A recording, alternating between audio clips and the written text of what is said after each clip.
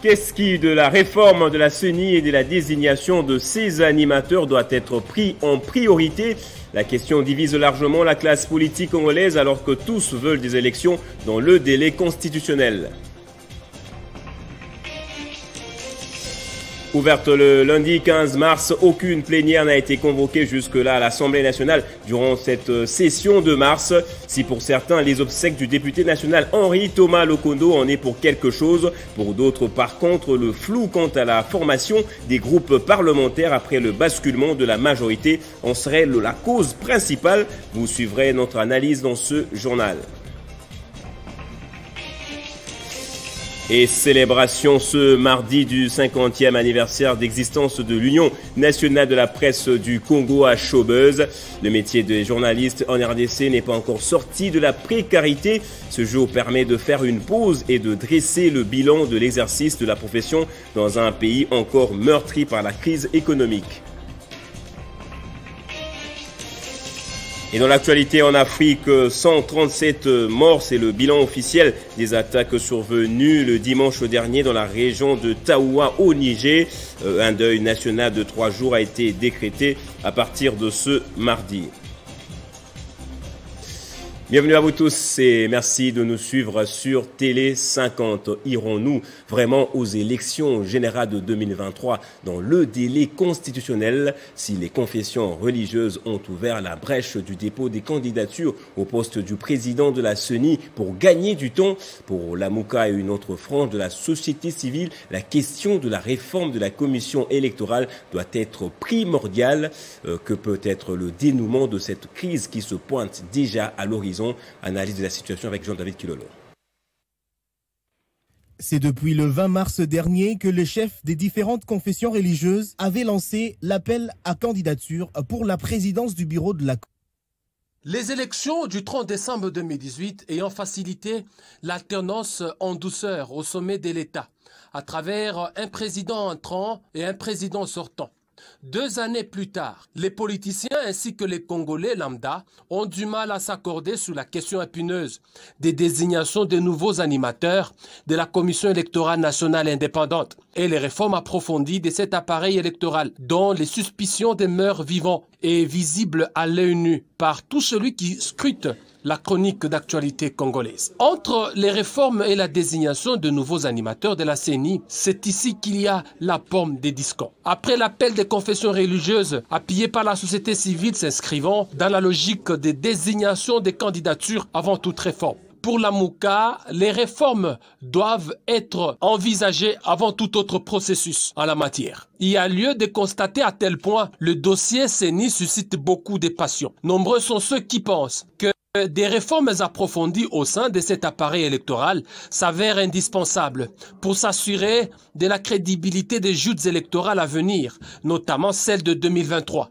Mais comment faudrait-il faire du neuf avec le vieux? À chacun de répondre. Dans tous les cas, les confessions religieuses, la société civile jure elle aussi par son implication dans le choix du prochain président de la CENI. Les plateformes politiques, le Parlement sont tous appelés à gérer cette transition dans un climat qui reflète la démocratie. Tout compte fait, la République démocratique du Congo s'apprête à organiser la tenue des élections crédibles et transparentes dont les résultats feront la différence et la référence dans la mémoire collective congolaise et africaine en 2023.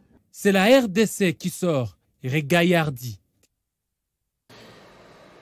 Et justement, les confessions religieuses ont déjà commencé à réceptionner les candidatures au poste du président de la CENI. Sylvain Lumumbaya a déposé hier lundi sa candidature pour le compte de la communauté islamique en RDC. Chaque confession religieuse a droit à une présélection de 3 candidatures qui seront adoptées et présentées de façon unanime.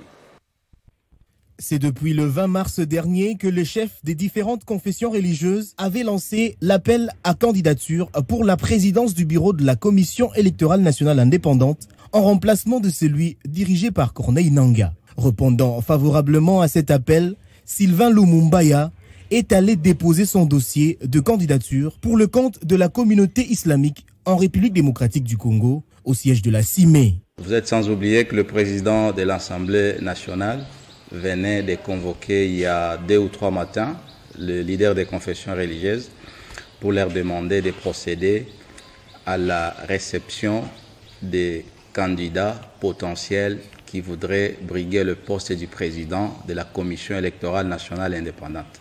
Donc c'est un processus qui vient d'être lancé et pour lequel les leaders religieux se sont décidés de pouvoir évidemment commencer à réceptionner dans chaque confession religieuse, en tout cas les candidatures de tous ceux qui désirent en fait postuler comme président de la CENI, comme je l'avais dit.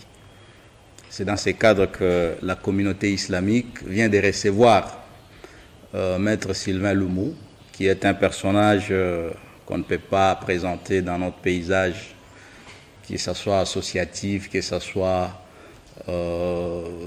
juridique ou judiciaire. C'est un avocat qui est connu et donc il vient de déposer sa candidature de manière officielle. Pour rappel, la commission d'intégrité et médiation électorale est une structure technique de l'Église qui s'occupe de la prévention, la gestion et de la médiation des conflits électoraux. Et depuis le début de la session de mars à la Chambre basse du Parlement, aucune plénière n'est convoquée jusque-là. Si certains députés évoquent les raisons du deuil d'Henri Thomas Lokondo, dont l'inhumation intervient demain 24 mars pour entrevoir la convocation des plénières, notre député par contre estime que s'il n'y a pas de convocation des plénières, cela serait dû au flou quant à la formation des groupes parlementaires après le basculement de la majorité. À quand la tenue des plénières? C'est une session qui a été présentée comme celle de beaucoup d'enjeux, surtout après la réqualification de la majorité qui a basculé vers l'Union sacrée de la nation en cours de la législature à 2 ans de la fin de la mandature. Mais jusque-là, aucune plénière n'est convoquée officiellement. Ce retard pourrait influencer négativement, selon certains députés, sur l'adoption et l'examen de certaines lois et réformes à envisager, parmi lesquelles la loi sur la Commission électorale nationale indépendante, le recensement de la population et probablement la révision constitutionnelle, surtout sur la nationalité et d'autres matières révisables. Qu'est-ce qui bloquerait alors la tenue des plénières régulièrement à l'Assemblée nationale, majoritairement acquise à l'Union sacrée de la nation? La question mérite d'être posée. Selon la loi, pour que la plénière soit convoquée, il faut que se tienne auparavant la réunion des conférences des présidents. C'est elle qui a pour prérogative de décider de l'ordre du jour qui est proposé à la matière. Y siègent les présidents de groupes parlementaires et les présidents des commissions permanentes de l'Assemblée nationale. La difficulté à ce jour est que rien n'est encore acquis pour l'Union sacrée de la nation, en dépit de certaines assurances du premier vice-président Jean-Marc Kabunda Kabund. Nous allons devoir faire un effort d'emmagasiner plus d'informations parce que certains éléments nous ont été donnés aujourd'hui que mon cabinet pourra mettre dans le lot de ce que nous avions dit avant pour que dans de prochaines réunions nous puissions savoir l'FCC garde combien de groupes parlementaires aujourd'hui, l'Union sacrée en a combien. Cela va nous aider à faire fonctionner l'Assemblée dans la mesure où la conférence des présidents est composée en grande partie par le président du groupe parlementaire. Faudrait-il l'interprétation de la Cour constitutionnelle pour que les plénières soient convoquées selon l'ancienne configuration? La bataille pour le contrôle des groupes parlementaires s'annonce un peu dure pour les 2 ans à venir. Et dans l'actualité, donc, dernière étape des funérailles d'Henri Thomas Lokondo à Kinshasa avant son inhumation à Mbandaka, à l'Équateur, dans sa province natale. Après sa décoration à titre posthume de la médaille du mérite civique en or et les hommages de la République, une messe d'action de grâce a été dite cet avant-midi à la cathédrale Notre-Dame du Congo. Une messe présidée par le cardinal Fridolin Ambongo. En sa mémoire, la future loi électorale sera baptisée loi Lokondo. Henri Thomas Lokondo est décédé le 10 mars dernier en Afrique du Sud. Et dans le cadre de sa présidence de l'Union africaine, le chef de l'État aura des consultations avec Moussa Faki, président de la commission de cette organisation. Il a été accueilli hier à son arrivée à l'aéroport international de Ndjili par la ministre des Affaires étrangères, Marie Toumba Nzenza. C'est depuis hier que le président de la Commission de l'Union africaine, Moussa Faki, séjourne à Kinshasa, en République démocratique du Congo, pour des consultations avec le chef de l'État et président en exercice de l'Union africaine, Félix Tshisekedi. À sa descente d'avion à l'aéroport international de Njili, le président de la Commission de l'Union africaine a été accueilli par la chef de la diplomatie congolaise, Marie Tombonzeza, ainsi que d'autres personnalités. Bienvenue, Monsieur le Président.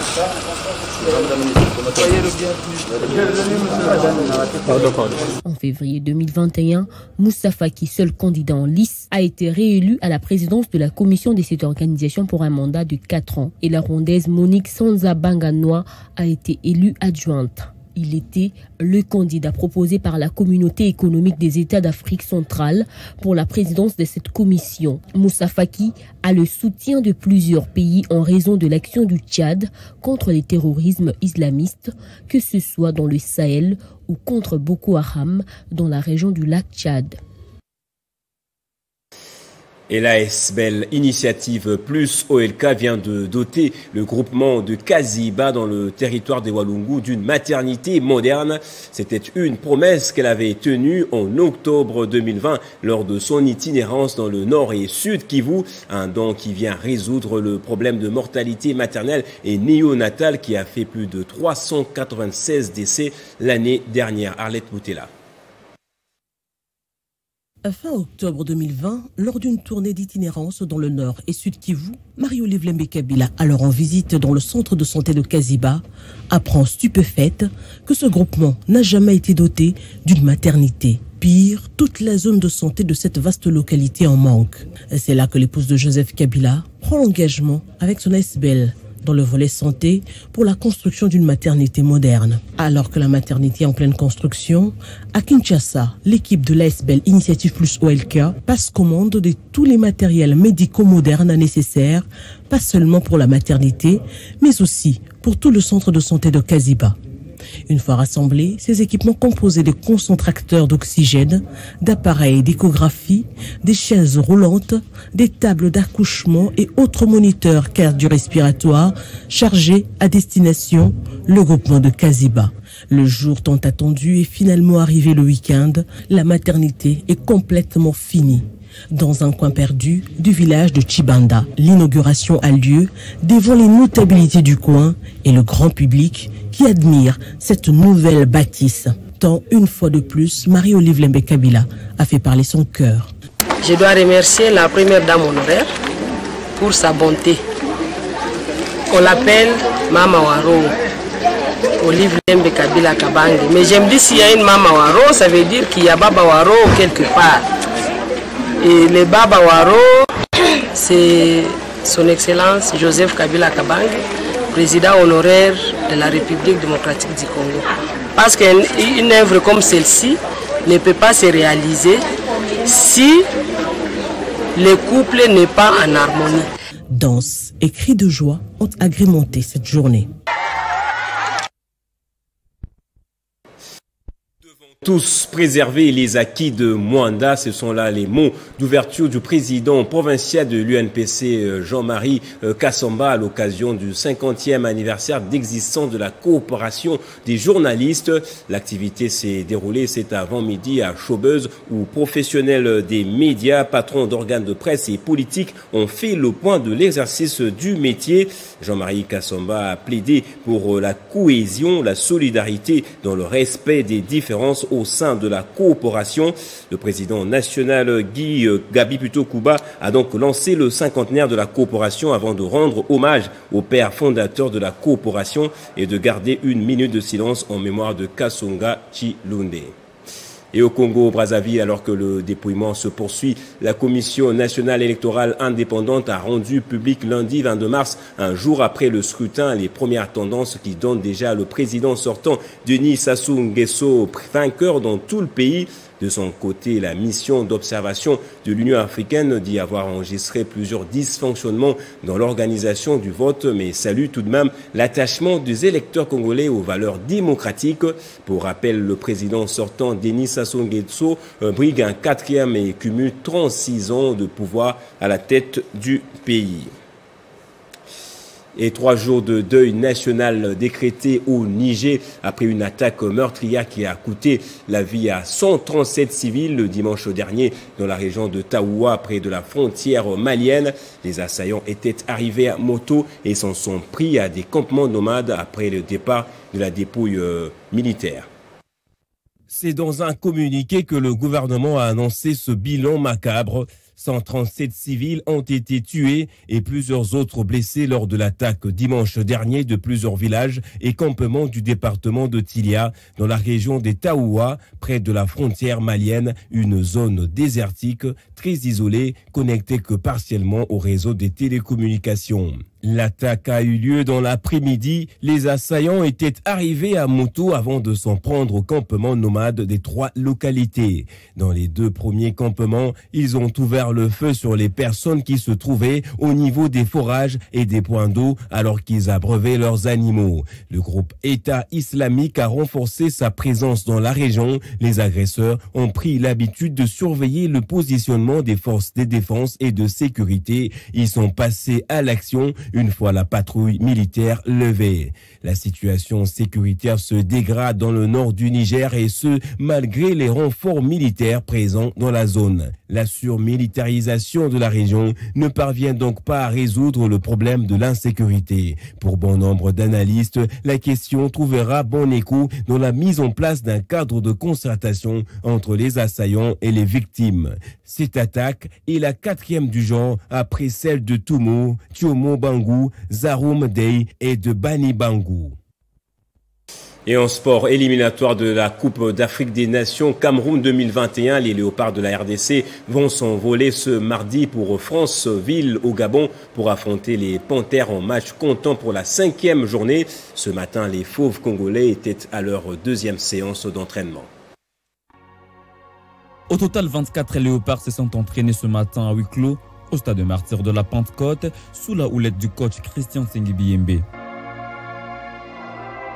Cette 2e séance d'entraînement a permis au staff technique de se faire peut-être une idée sur l'équipe alignée face aux Panthères en attendant les arrivées de Marcel Tisserand, Fabrice Nsakala, Ben Malango et Fabrice Ngoma Luamba pour ce mardi. Il y a une première série de tests PCR, mais pas seulement que PCR, aussi PCMA+, les électrocardiogrammes et les examens de cardiologie. On a passé la première série cet après-midi et il y a une 2e série qui va être faite ce soir après dîner. C'est avec un effectif de 28 joueurs que la délégation de la RDC va s'envoler pour Franceville en passant par Libreville.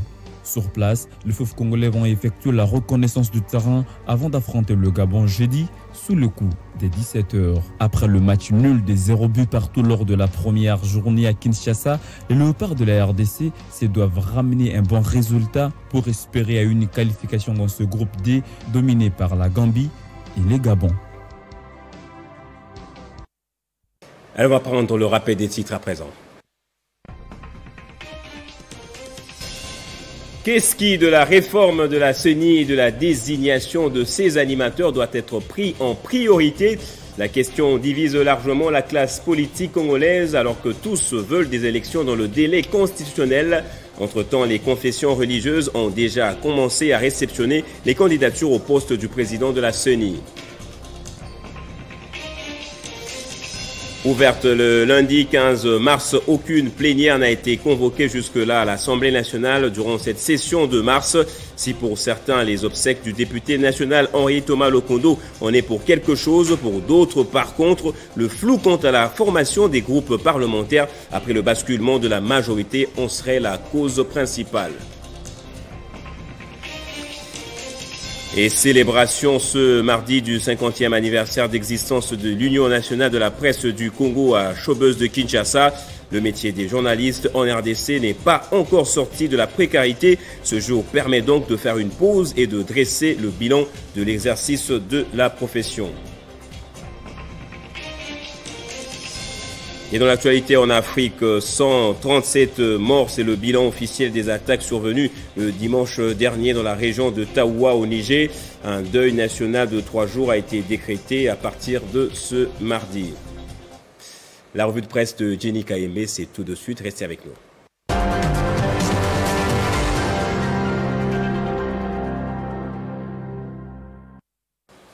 Et bienvenue à vous si vous nous rejoignez. Place à la revue de presse. À présent, Jenny Kayembe, déjà de l'autre côté du studio. Bonjour et bienvenue à vous, Jenny. Bonjour Gaëtan Kouba-Bondi. Bonjour à tous. Deux sujets pour votre revue de presse. Le premier, les médias et sites parus ce matin dans la capitale s'intéressent à l'alerte lancée hier par le présidium de la Mouka. Tout à fait, les duos Mouzito Fayoulou s'opposent au statu quo inutile que veulent imposer les confessions religieuses aux Congolais, note la prospérité online. Il est par contre convaincu qu'il est impérieux d'adopter de manière consensuelle par toutes les parties prenantes la réforme de la Commission électorale nationale indépendante avant toute désignation d'un quelconque membre, poursuit la consoeur dans un communiqué rendu public. La Mouka s'est dit étonnée du message des pères d'église sur cette question, complète dépêche.cd. Par ces faits, il les accuse de diviser la population à travers leur démarche. La Mouka, qui évoque la problématique de la réforme de la Commission électorale nationale indépendante avant toute désignation, pense également que cette problématique ne devrait pas être débattue avec la configuration actuelle du Parlement, poursuit les sites. Il y a donc ces paradoxes. Gaëtan Kouba-Bondi, en même temps, il veut d'une réforme, en même, il récuse la composition du Parlement, alors que c'est ce seul Parlement récemment recomposé qui est habilité à enclencher les processus de la réforme de la CENI. Dans cette contradiction, on ne sait pas exactement ce que veut la coalition La Mouka. Mediacongo.net renseigne pour sa part que les confessions religieuses ont repris depuis quelques jours les processus de désignation des membres de la Commission électorale nationale indépendante. Des candidatures sont donc en gestation. On va terminer avec ce sujet, Jenny Kayembe, commémoration ce mardi du 30e anniversaire de la guerre civile de Sierra Leone. Effectivement, c'est une date douloureuse pour ce pays d'anglophone d'Afrique de l'Ouest qui a vu disparaître 120 000 personnes dans un conflit déclenché par les rebelles du Front révolutionnaire uni, écrit Radio France Internationale. Un pays avec de nombreuses richesses minières, mais pauvre malgré ses richesses, ajoute VOAfrique.com, dévasté par des années de guerre civile et touché par l'épidémie d'Ebola entre 2014 et 2016. Complète information tv5monde.com, le pays peine à se relever, son économie souffre notamment de la chute du cours de matières premières. Voilà, c'est la fin de votre revue de presse. Merci Jenny Kayembe pour la sélection ainsi que pour la présentation. Merci à vous autant. C'est la fin également de ce journal. Merci à vous tous de l'avoir suivi. Soyez toujours heureux, madame, monsieur. L'actualité, c'est aussi sur notre site internet.